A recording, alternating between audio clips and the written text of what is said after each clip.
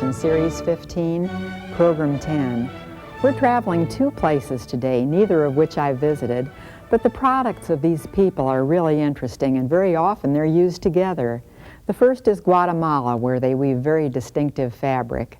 The second is the San Blas Islands, where they make molas, patches of reverse applique. I have some samples of molas that I'd like to show you. Now this would be a large one, and this would be a very complicated one. Signs of the zodiac around here, and think about all those little tiny pieces of fabric that are on there and how long that would probably take. I have then a simpler one, or several of them, to show you, and you can see that this is just like one little part of that zodiac. The subject is not the same, but even this little one, this kind of simple one, this is going to take a lot. Well, these are very interesting little pieces that the Kuna Indians do down in the San Blas Islands, which is just off Panama is where it's located. And let's take a look at some of these things. First of all, the jacket I'm wearing. Now this jacket is of the Guatemalan fabric. And here's what I have left, because of course when you have anything left over, you're going to use it in some way. Every little bit of this is useful, from some raveled out bits that I have here to the ravelings themselves, which twist into cords very well. And then they can be used on other things. The only thing I've made previous to this out of Guatemalan fabric was a skirt that I don't have here today, but maybe you've seen it previously on the show. Well, here's all I have left of that skirt, but even this, I like to collect clippings of everything for future ideas. So here's a clipping with just a little bit of Guatemalan fabric, the striped fabric going down there. Looks good to me. I'm going to use this for maybe a stripe similar to that, and then pick out some solid colors to put through it, or put with it. So if, when you look at the price, if it seems a little expensive, it really isn't, because it is so very useful. Now what this fabric is kind of heavy, and it's very distinctive. They don't do things like this or look exactly like this anywhere else, I don't think. But it's very closely woven, it's kind of heavy, it's cotton, and it's just very, very durable. As long as you don't have any edges that are raw, because it does ravel, and then you use that to your advantage, so that's quite all right. Well, this is what I have left over of the jacket I'm wearing. This is how the jacket started. You need to plan this out. You don't just quickly cut into it. Plan what you're going to do with it. And what I decided I was going to do is use one of my valuable molas on it. And so I put it on the back of this jacket. I have a lobster with a little humor in it, and I love their humor. The fact that it has watermelon claws, I thought, isn't that kind of fun? Well, that lobster back there, I combined with it a belt, because I had a striped belt, and you see some of that striped belt other places. Here again, I didn't have anything of it left over. I used it here and there. And here's a sample of another belt, very similar to the striped one that I had. And usually how this is worn is with, kind of maybe peasant blouses is how you might wear it, with big full skirts or something, and one of these painted wood buckles on it. So that may stay as a belt, or it may get cut up and put into something else. What I was planning, though, is, okay, if I'm just going to use my one mola there, and the word mola actually in the Kuna language is blouse. And originally this is what it was, but the Kuna women always put some of these molas, these panels, on their blouses back and front. And so they've sort of come to be known as molas, just these cut-out panels that they use. So anyway, I was going to put my mola there on the back, and then I surrounded it with the belt. In fact, I'll just take it off so that you can see it more easily. I surrounded that with the belt, and then after, I ended up a little bit differently. It evolves as you go along. Nothing sacred, but do make a plan before you start. But you can see I surrounded it with the belt. And now if you need to miter a corner, and I wanted to do that so that the stripes, of course, exactly match up, the way you do that is simply stitch a 45-degree angle there wherever the corner is. So if I have it folded in half, I would just stitch a complete diagonal here, and by the time you stitch that and open it up, then you have a nice squared corner, and all those stripes will of course match beautifully. After you have that all stitched, then go ahead and cut off the extra fabric if you want to later, but it's a good idea to originally leave it there. I'll show you where I have those cut off corners in a little bit. As I said, I didn't waste anything on it. Okay, what else it has on it? The belt just already had this fringe, and so that suggested things to me, like why don't I ravel out some of this fabric and put some more fringes on?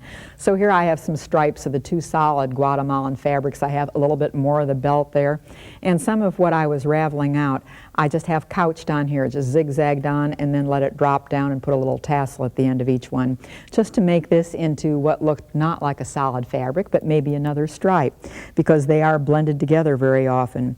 On the shoulders, I put a little bit of extra here, and this is kind of nice if you don't have really big pieces, the fact that you actually can break it up anywhere you want to. Now what this basic jacket was is, of course, I just started out with my patterner, and remember I have about two jackets that you see over and over again. I have my big jacket and my little fitted jacket. This one is my big jacket. It's shapeless, it's just a big jacket. Both of them made off the very same patterner. It's just the fact that I've cut the side seams and put some shape into one, and I simply didn't in this one. I cut it straight. So anyway, this is the big jacket. What I also did, because I wanted to make sure that I didn't make any mistakes, is go ahead and reproduce some of that pattern, and just so I could cut it up and use this for pattern to cut out the pieces that I wanted. So anyway, this is just to give you an idea of what you might do here and there, because it goes together very nicely, but you need to plan it and see what's going on. Well, you know, back here I said when I mitered this corner, I didn't let anything go to waste. What I did with that corner here that I cut off, the one that was underneath after I had stitched, what I did with that is, that's what you see right now in the pocket here and here, because again, nothing goes to waste. Use it all somewhere, so they go there. This goes down here. I thought for me this was kind of wild. Notice how I have some more of the raveled out yarns twisted here with little tassels that make the button loops. And I thought it was wild until I saw what some other people had done with theirs and decided this is pretty calm. We'll see theirs in a little bit, but first let's finish what's on here and see if there's anything else we should look at. Because it ravels so well, and it ravels maybe two different colors. See how some of this looks kind of orangey red and some of it looks fuchsia? So if you ravel it out one way, it's going to look like that, and here's some of the other raveling here. So it's the same fabric, but some of it's raveled sideways and some of it's raveled lengthwise, and that's what makes the difference. So use everything to your advantage and get as much variety here as you can.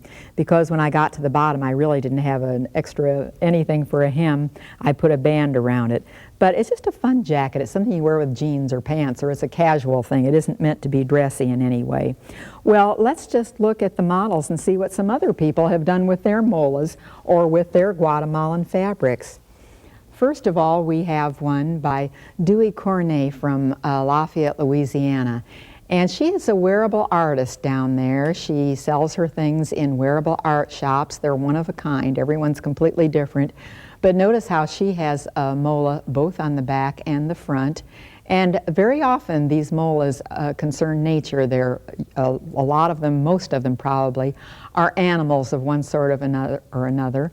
And there really almost always is a little bit of a sense of humor in these, maybe in the posture of the animal or something about it. Notice how she's also quilted hers, and I thought she had all that Seminole quilting piecing on the sleeve. Actually, that's a fabric all in one piece, and so it really isn't, but she does have several other pieces there. And some beads, just a lot of pretty things to make it look nice. And notice she has piping around several of the places where they border each other and where things are stitched together, because this is always going to make it look more professional and more complete to pipe the edges as you join seams or join pieces. It provides a little transition between them, and it just makes a pretty little finish on it. Very often these wearable artists do the lining up as well as they do the outside, and I suspect that Dewey has put some print inside this so that it also is pretty. Then we have two of them from Joy Bush, and she's from Santa Fe, New Mexico, where I saw her wearing one of these and she was making the other one. And what this is one mola that she has cut up and let it do double duty. Now notice the neckline on the dress and the way that dress neckline just goes around, and she made the neckline because of the shape. Well, where she got that neckline is that it used to be a circle around the Thunderbird that's on the jacket. And so she used every bit of hers this way. And they aren't necessarily meant to wear together, but yes, they could be, because come to think of it, see how she has a lot of that Guatemalan fabric on both, on the sleeves of the jacket as well as on the dress sleeves and the rest of the dress. So now this dress would look more like the Kuna Indians would wear it. The fact that it does have a mola front and back, and then it's a very simple garment. So a really nice use of that combination of Guatemalan fabric and the San Blas molas.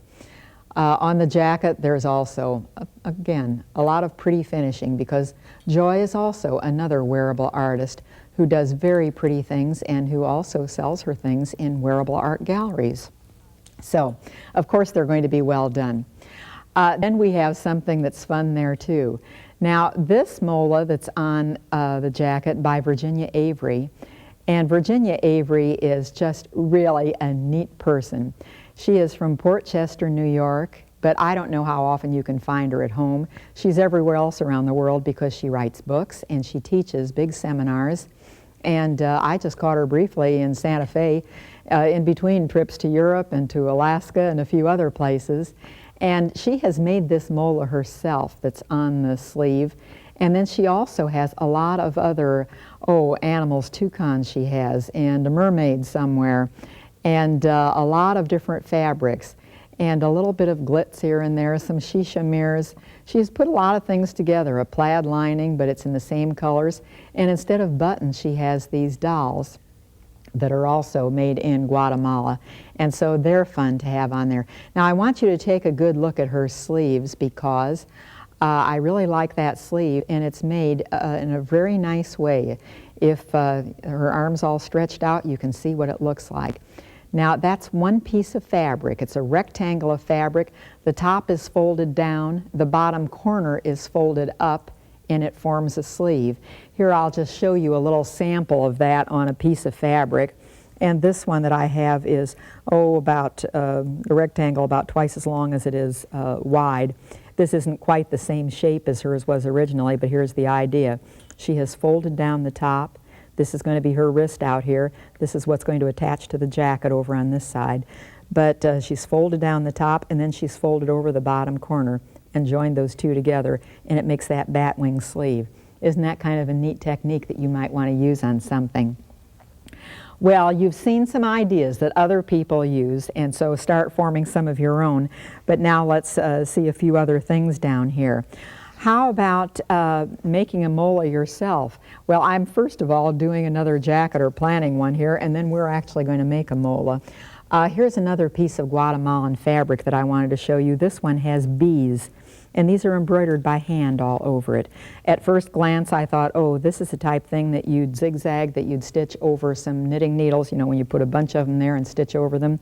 But it isn't. It's all done by hand, you can see as you look at it. And so quite impressive, a lot of handwork done here.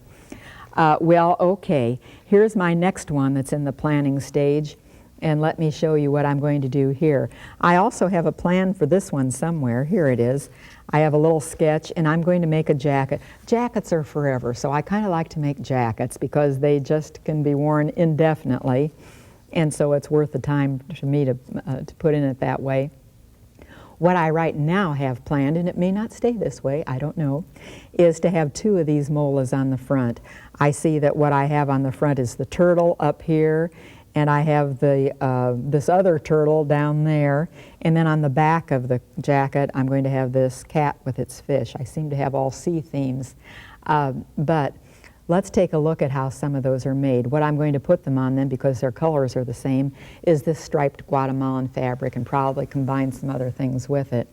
But what I am doing to show you how to make a mola is taking this turtle, because it was the simplest one, frankly, and so that's why I took the turtle, and I'm going to show you how they do this so that you appreciate even more the work that they do over there or down there. What they do is start out with at least two fabrics, maybe more. Sometimes it's many fabrics, but these that I have all start out with two fabrics, and this one is the red and the brown. And then where they wanted to get another color in here, you can see where they've just slipped a little piece of yellow in this area only. The rest of it's just the red and brown. And then what's on top of this is all these other colors. So a lot of this is reverse applique because they've cut away parts.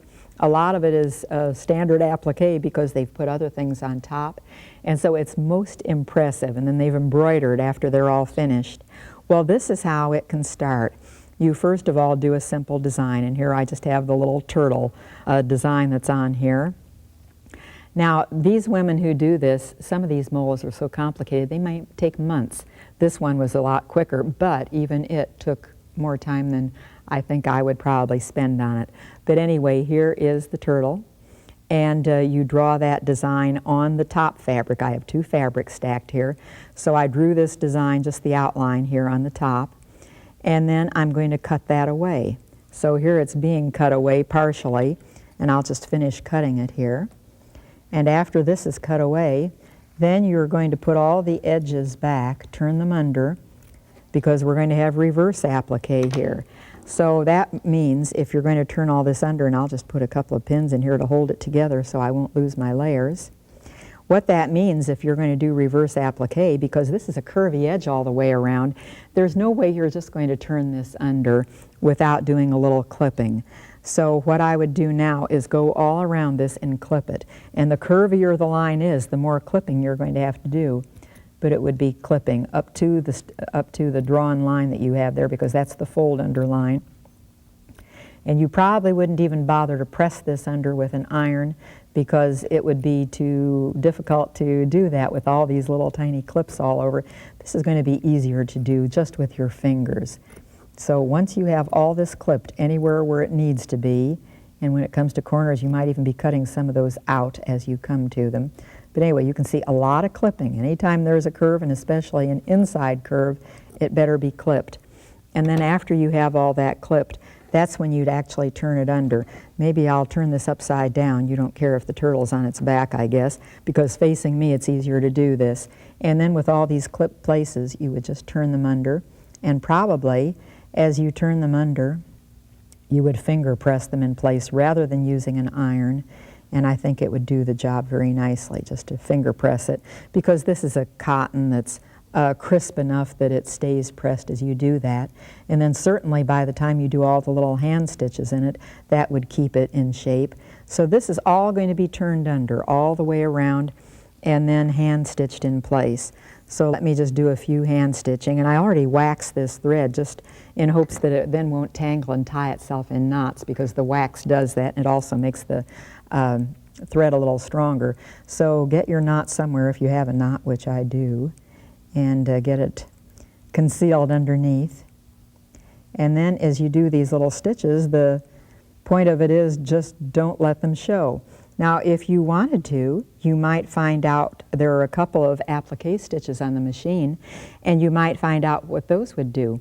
Possibly by the time you get this all tucked under, and then especially if you would give it maybe a little glue stick under there and let it dry, then you could definitely do this by machine and just do the real short little stitch that comes in so you really can't see it very much. But that would be a much quicker way to do it, because the way all these are done by the Kuna women is to take a little stitch like this. It goes underneath, and wherever it comes up, you go back down in the same place, and then as soon as it comes up, it's again going down in the same place. And I'll turn one over here in a second so that you can see the back side and see how many of those little stitches there are. So already you are perhaps thinking, oh, I think I will see if I don't have an applique stitch on my machine that can do that job instead. Now think where else you could do this, though. Wouldn't this be a perfect excuse to just sit on the phone and talk with your friend, hang it on your shoulder, or visit with her when she comes over, or watch a movie? Look at all the little stitches here on the back side, and you can see that's exactly what's been done. Every place where their turtle, here the red, where it was turned under, every place that was turned under, you can see a little red stitch there. And there are a million of them in here. Maybe only a few thousand, but there are a lot of stitches. So this is what you do all the way around this one. Then take that pattern again and cut out another color, an added color here. So I've cut this one out in burgundy, and this one is the very same size as the original line that I drew here before I turned the edge under. What you would do with this one is turn its edge under. And here again, every time there's an inside curve at least, you'd have to make a clip and maybe a few of them around the outside curves too, because this is going to fit right in here, and put a couple of pins there to hold him in place. And once you have him in place, then you would also turn under all of these edges. And so by the time you turn these all under, then you're going to see the base color coming through. Try to get this pressed a little and get my fingers out of it. But now you can see the lavender from the bottom coming up through. And so you'd see this border all around the turtle that's sort of a moat between the two fabrics that you've put here. So that makes it kind of pretty to see 3 colors so far. But now if we want to see more colors, we can do that. We can, for instance, take a whole lot of other little colors, and let's look again at the Kuna mola here, and look at all the other colors they have. Now where I've used burgundy is where she has used black, and I notice in almost all these molas there is a lot of black used for good reason, because it makes it really dramatic and it makes it stand out, and it really makes it show very nicely. So notice in both my turtle and my cat that I also have the big figure there in black, and then they've put all these extra pieces on. Now what those extra pieces are just strips of other colors cut. And I would, for instance, cut this color, and after I get it on in burgundy, I would put this stripe and a whole lot of other stripes there. And actually, as I looked at this closely, I realized that what all these other stripes are is possibly just, see how it goes right around there? It could even be another turtle or so cut up into stripes and have it go on like that. And on top of this stripe, then you'd put yet another one, and you'd have to turn under. Now this is going to be a narrower one because you want that one to show as well as this color to show, and you turn under all these edges. Are you getting the idea that there is a lot of handwork here? Now where you have probably seen these, maybe in shops, I saw all these in a huge mola gallery out in Santa Fe, but also I've seen them around the country as there are sewing fests and there are a lot of vendors' booths around, and I've seen some of these. And if you have looked at the price tags on them, the next time you look at the price tag, appreciate what you see, because you now realize how much work actually went into these. And so it is just a wonderful job that they do on them, and I'm most impressed. Now notice out here at the side also a few slashes were cut. So this would just be cutting some in this second fabric that you have stacked here.